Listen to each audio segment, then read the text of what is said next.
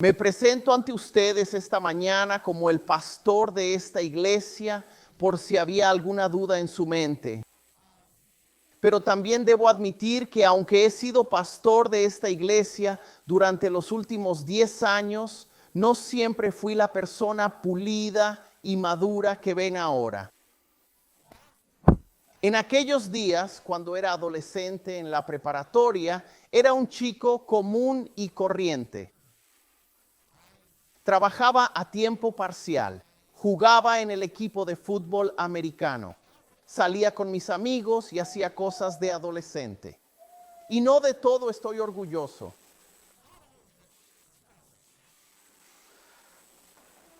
Cuando estaba en la preparatoria, me juntaba con los jugadores de fútbol y a la hora del almuerzo nos sentábamos juntos en la cafetería. Eso es lo que se hace en una cafetería. Pero había una chica en nuestro horario de almuerzo que llamó la atención de los otros jugadores por razones equivocadas. Era una chica más alta, era una chica más grande y algunos de mis amigos del equipo decidieron que les recordaba a Chewbacca de Star Wars. Y cada vez que esta chica, pobre alma, caminaba por el comedor y pasaba por nuestra mesa, todos los chicos empezaban a gritarle Chewie, y algunos incluso hacían ruidos de Wookiee. Yo no estoy orgulloso de eso. ¿De acuerdo? Me da pena esa chica porque se burlaron de ella y la ridiculizaron. Y no es que la odiáramos. No estoy orgulloso de nada de esto por si queda alguna duda. Si sirve de consuelo, yo no solía participar en esa parte, pero sigo siendo culpable por asociación. No odiábamos a esta chica. No teníamos ninguna animosidad hacia ella. Simplemente éramos adolescentes descuidados y tontos. Y muchas veces lo que veo es que ahí es donde surgen los insultos y las burlas, no necesariamente del odio, sino del descuido. No lo pensamos bien. Y tenemos una historia de insultos en nuestra cultura. Hace un tiempo los roasts de celebridades estaban de moda, donde alguien se sentaba en el escenario y todos se burlaban de esa persona. E incluso hoy en nuestros grupos de amigos hay círculos que se caracterizan por burlarse unos de otros, por tomarse el pelo mutuamente. Quizás publicas memes en internet burlándote de tus amigos o hablas con ellos usando un sarcasmo muy marcado. Insultamos regularmente a quienes nos rodean. Y creo que al hacer esto, el espíritu de burla o insulto no viene necesariamente del odio, sino de olvidar que estas personas son personas. Tienen dignidad. Ellos son valiosos. Y lo hacemos, como dije, con nuestros amigos. Lo hacemos con nuestras familias.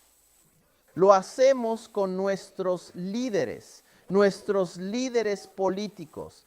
Nosotros muchas veces, incluso lo hacemos con Dios, sí, hablamos de forma casual o burlona sobre las cosas de Dios. Y la verdad es que esto no es inofensivo. Burlarse de lo sagrado nunca es inofensivo. Burlarse de esa chica en el comedor no era inofensivo. Tengo una historia esta mañana de 2 Reyes 2 y es una historia sobre burlas. Y las burlas nuevamente no eran inofensivas. En 2 Reyes 2 leemos una historia sobre el profeta Eliseo. Si nunca has ido a la iglesia o quizás nunca has escuchado esta historia, puede parecer muy extraña. Un relato de un profeta, osos y niños, y suena bastante loco. Pero al examinarla, al profundizar en ella, creo que tiene una aplicación muy real para nosotros hoy. Así que les animo a tener paciencia conmigo. Vamos a leer en 2 Reyes 2, comenzando con el versículo 23. Son solo 2 versículos. Dice, de allí Eliseo subió a Betel. Mientras subía por el camino, unos muchachos salieron de la ciudad y se burlaron de él, gritando, sube calvo, sube calvo. Él se volvió, los miró y los maldijo en el nombre del Señor. Entonces 2 osas salieron del bosque y mataron a 42 de los niños. Algunos de ustedes se están riendo. Eso es terrible. Son niños. Es decir, es una historia increíble, ¿verdad? O sea, lees estas palabras y piensas, ¿cómo puede estar esto en la Biblia? ¿Cómo puede ser esta la palabra de Dios? ¿Cómo puede alguien pensar que esto está bien? Vemos a este viejo calvo Eliseo llevándolo demasiado lejos.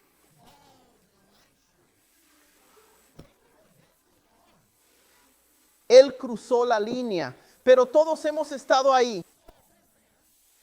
Y quizás nosotros hemos sido los burlones. Tal vez nos burlamos de alguien y nosotros, había una línea como en mi comedor y la cruzamos. Quizás no intentábamos ser malos, quizás no queríamos ser crueles, pero lo hicimos. Intentábamos vernos mejor o sentirnos mejor, pero cruzamos esa línea. En 2 de Reyes 2, esta historia sobre Eliseo. Sí, es muy fácil quedarse con los osos atacando a niños, pero si podemos superar eso, podemos ver que esto no trata de Eliseo, osos y niños. Se trata de olvidar el peso de lo sagrado. Así que veamos más de cerca. Profundicemos en lo que realmente está pasando aquí. De nuevo, nuestra primera imagen es la de un Eliseo viejo, calvo y malhumorado que tiene rencor y envía osos contra niños. Bueno, al profundizar, Eliseo realmente no era tan mayor.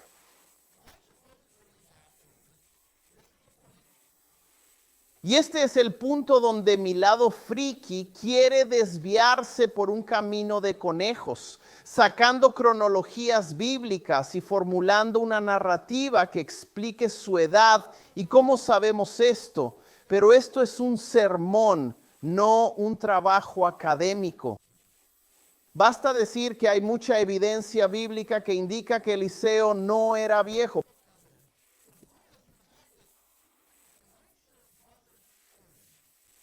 Probablemente tenía entre 20 y 35 años.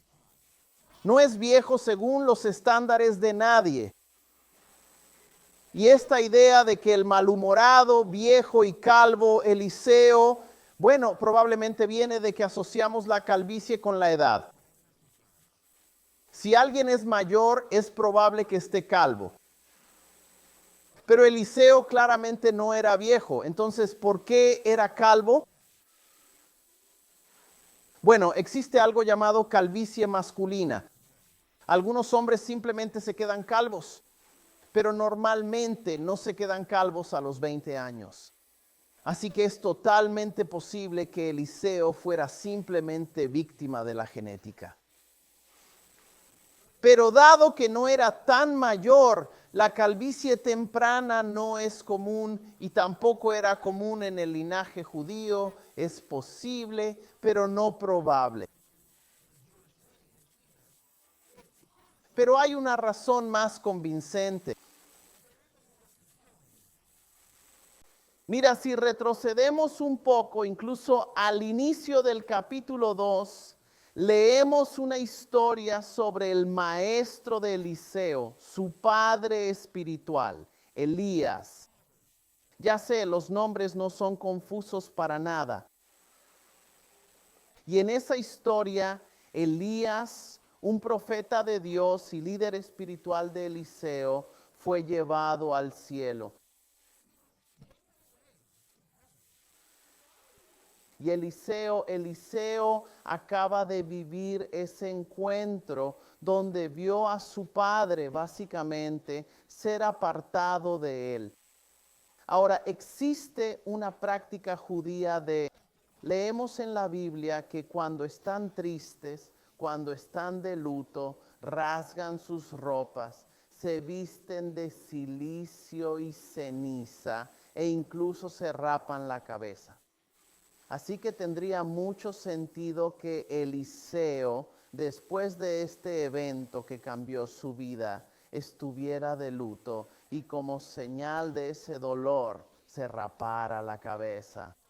Pero hay cosas en la ley de Dios que les dice que no hagan esto. Dios dice que no te rapes la cabeza como los paganos, pero tenemos precedentes con otros profetas como Miqueas, que hacen exactamente esto como señal, como símbolo de dolor. Se raparon la cabeza. Así que tendría sentido que como resultado de este dolor, en lugar de un Eliseo viejo, calvo y gruñón, lo que tenemos es un Eliseo joven, calvo y afligido, haciendo la obra de Dios. Y entonces unos niños empiezan a burlarse de él y él envía osos contra estos niños supuestamente inofensivos.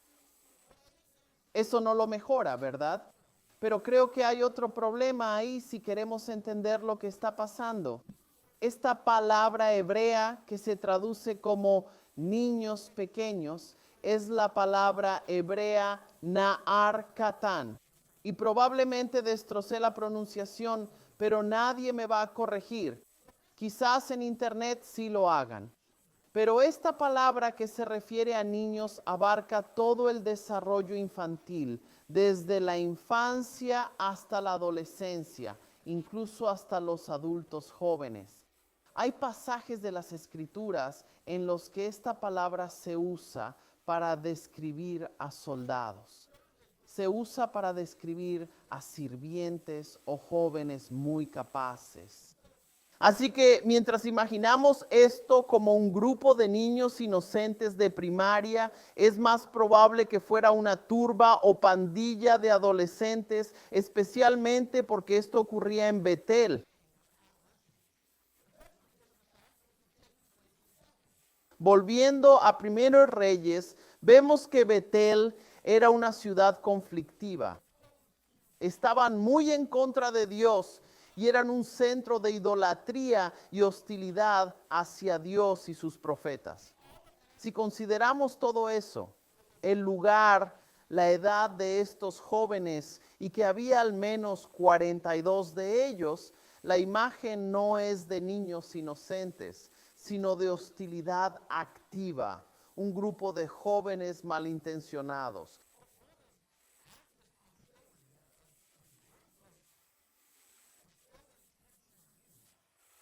Incluso el insulto no es aleatorio. Sube calvo, sube calvo. Sí, era calvo, pero también acababa de ver a su mentor espiritual subir al cielo. Así que es muy probable que fuera una situación donde no solo se burlaban de su calvicie, sino que le decían, ¿por qué no mueres como tu maestro? ¿Por qué no te largas de aquí? No te queremos aquí. Estos jóvenes, estos muchachos, estos niños, si quieres, se burlaban de un profeta de Dios. Estaban pidiendo la muerte del profeta de Dios. Se burlaban del mismo Dios con este acto. Y entonces Eliseo les declara una maldición y salen 2 osos y matan a 42 de ellos. Y aún parece extremo. Es decir, nosotros cuando nos detenemos a pensarlo, siempre volvemos a esto. Sí, quizás no tenían buena actitud, pero que 42 fueran destrozados, se siente simplemente por burlarse de Dios y su profeta. Pero creo que esa actitud, esta idea de que, bueno, solo se burlaban del profeta de Dios, solo se burlaban del ungido de Dios, revela nuestra visión de la santidad de Dios.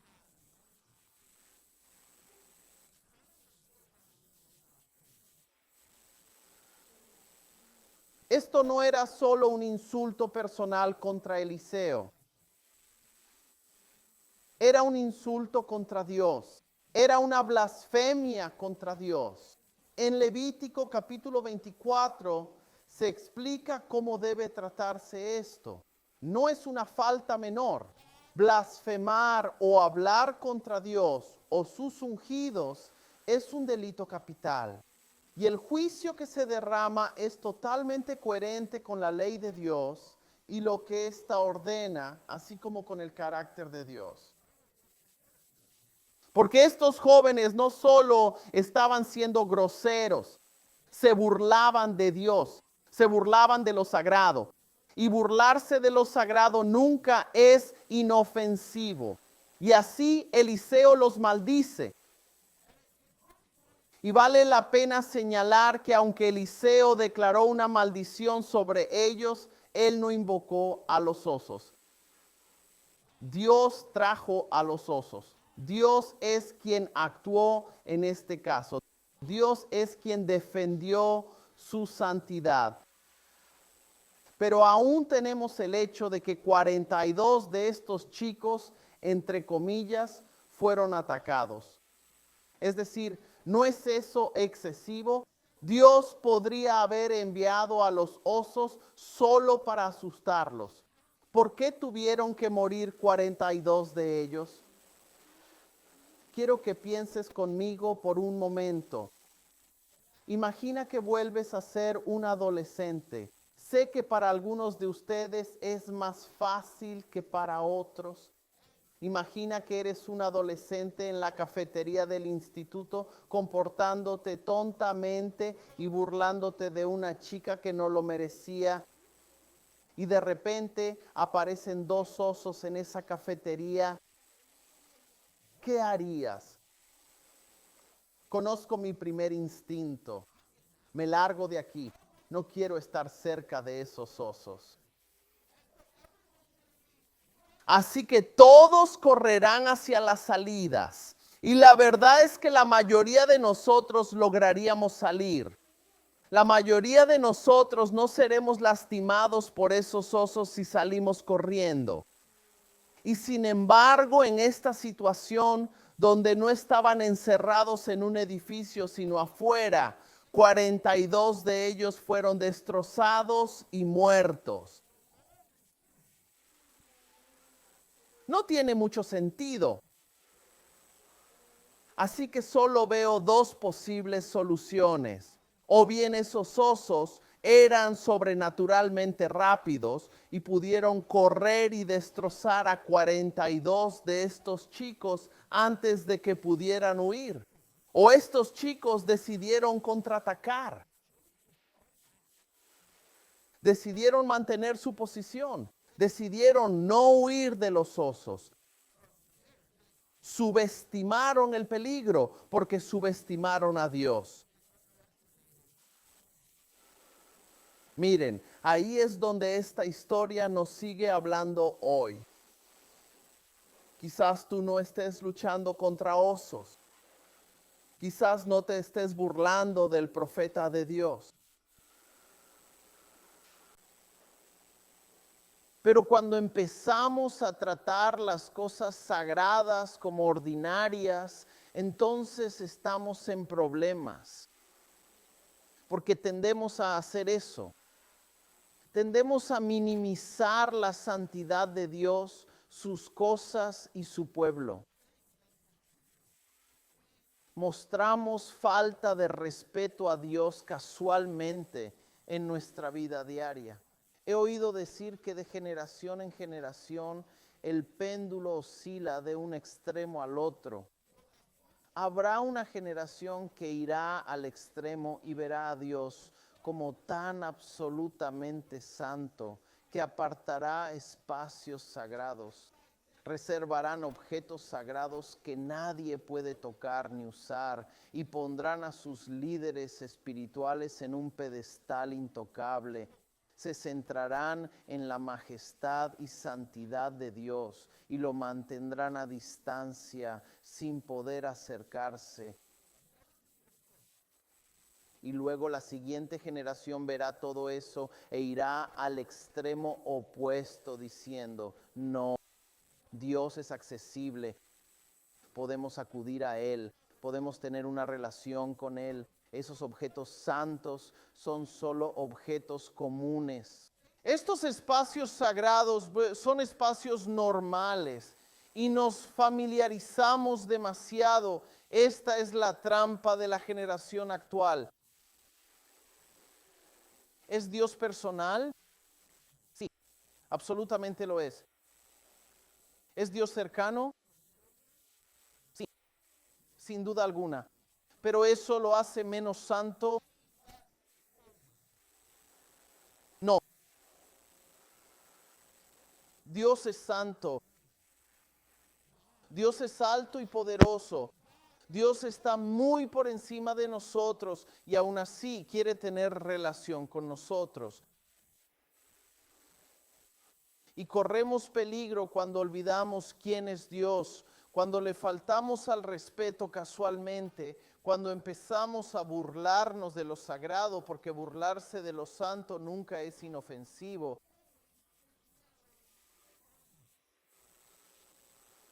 Y sé que pensamos, bueno, es solo una broma, es solo un momento de, solo nos divertimos. No significó nada, pero lo que hace es revelar la postura de nuestro corazón. Y a Dios le importa mucho la postura de nuestros corazones. Ahora, es poco probable que Dios envíe osos a por ti si le faltas al respeto.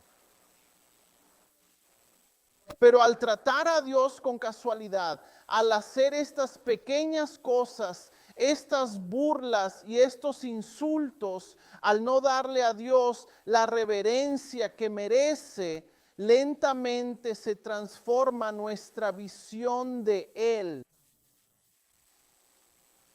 Y ya no es alto y poderoso, sino que poco a poco se vuelve menor y es empujado cada vez más al fondo, ahogado por el ajetreo de nuestras vidas.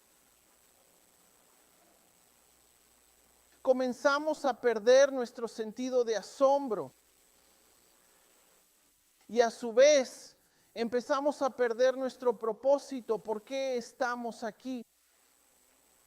¿Por qué lo adoramos? ¿Por qué venimos a la iglesia? ¿Por qué cantamos las canciones? ¿Y por qué hacemos todas estas cosas? Empezamos a perder de vista quién es Dios realmente. Todo porque perdemos esa reverencia hacia Él.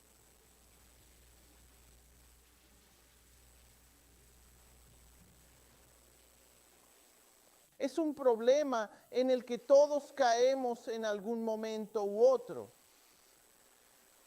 Comenzamos a minimizar las cosas de Dios. Empezamos a enfocarnos en nuestras propias vidas y el péndulo oscila. Pero es peligroso. Así que déjame preguntarte, cuando hablas de Dios, cuando hablas de la iglesia, cuando hablas de cosas espirituales, ¿cómo tus palabras o tus acciones, cómo tu actitud refleja tu visión de Dios? ¿Es solo algo que añadimos?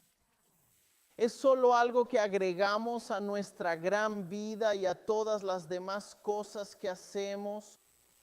¿O es algo que debe ser reverenciado?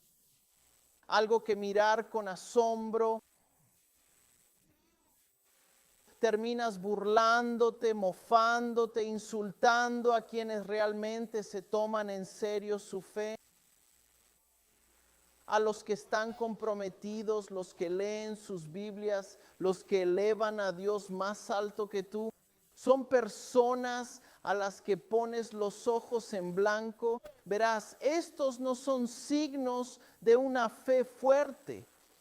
Son señales de que estamos perdiendo ese temor y esa reverencia. No digo que debamos volver al punto donde tengamos espacios sagrados y mantengamos a Dios a distancia. No estoy diciendo eso en absoluto. No necesitamos volver al otro extremo, pero como cristianos debemos tener ambas cosas. Necesitamos ese asombro y reverencia en equilibrio con la relación donde Dios es todopoderoso y aún así se acerca a nosotros. Donde Dios es el creador de todo y está muy por encima, mejor que cualquier cosa que podamos imaginar. Y sin embargo, Él desea tener una relación con nosotros. Y la manera en que encontramos ese equilibrio es a través de la humildad, bajándonos de ese pedestal y viéndonos como Dios nos ve.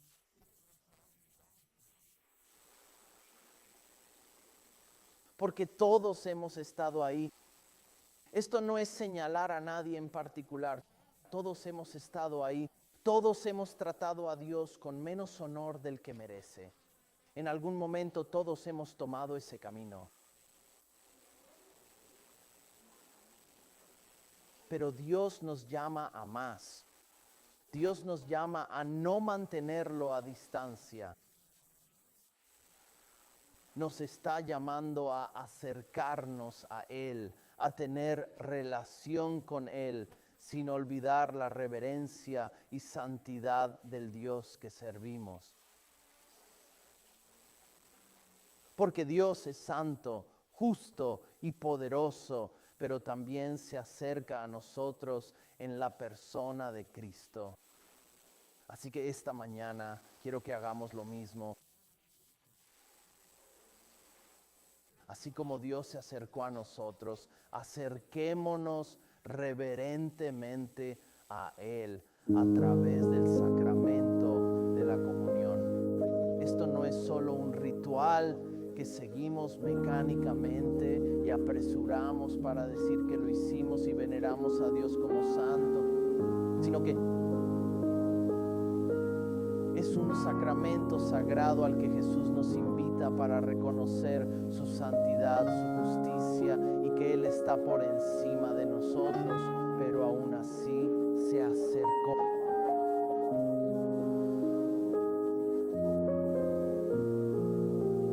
Que desea esa comunión con nosotros, que nos ha dado acceso a Él.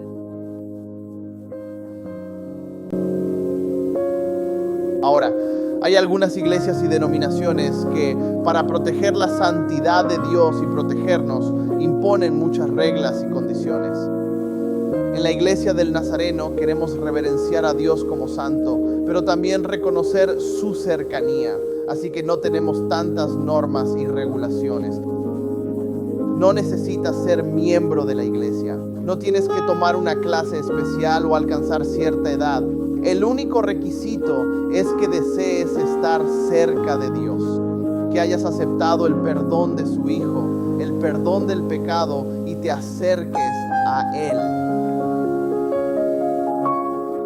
Y si ese eres tú, si has hecho eso, entonces te invitamos, te animo a participar con nosotros.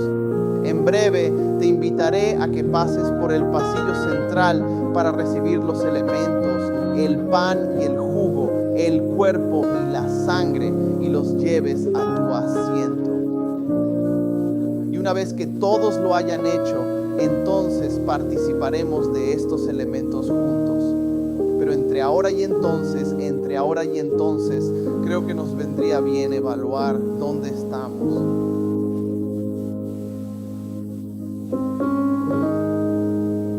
¿Hacia qué lado se ha inclinado tu péndulo? ¿Dónde estás manteniendo a Dios a distancia por reverencia o por ser demasiado formal o demasiado familiar y casual con las cosas de Dios? ¿Y cómo volver al equilibrio? Reverencia y relación.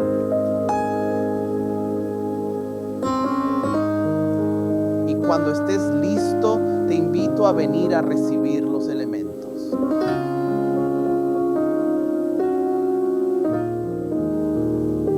La noche en que Jesús fue traicionado y arrestado, primero se reunió con sus discípulos y compartieron una comida. Fue durante esa comida que Jesús tomó el pan y después de dar gracias a Dios, lo partió y se los dio diciendo: este es mi cuerpo para ustedes. Hagan esto en memoria mía. Participen del pan.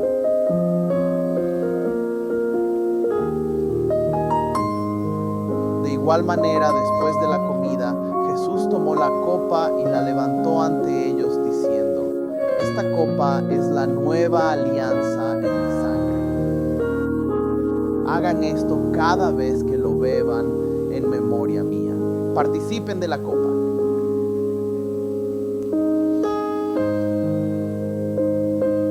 A través de este santo sacramento se nos recuerda quién es Dios. Dios es santo. Dios es poderoso, lo suficiente para borrar el pecado y derrotar el mal. Dios es santo. Y también se acerca a nosotros en la persona de Cristo. Así que al salir de aquí, que ese sea nuestro enfoque, que eso sea lo que nos llevemos.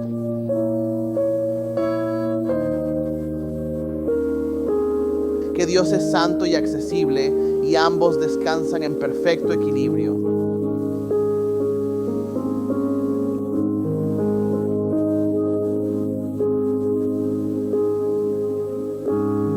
Señor Jesús, oro para que te veamos como realmente eres. No como queremos que seas, sino como eres en toda tu santidad, majestad, amor y misericordia. Dios, que abras nuestros ojos para verte en tu plenitud. Que no nos volvamos casuales e insensibles. Que no seamos despectivos ni irrespetuosos. Y Dios, que nos acerquemos a ti y reconozcamos quién eres. Ve con nosotros esta semana orando. Guía nuestros pasos y mantengamos reverencia y relación en equilibrio al someternos a ti. Oramos esto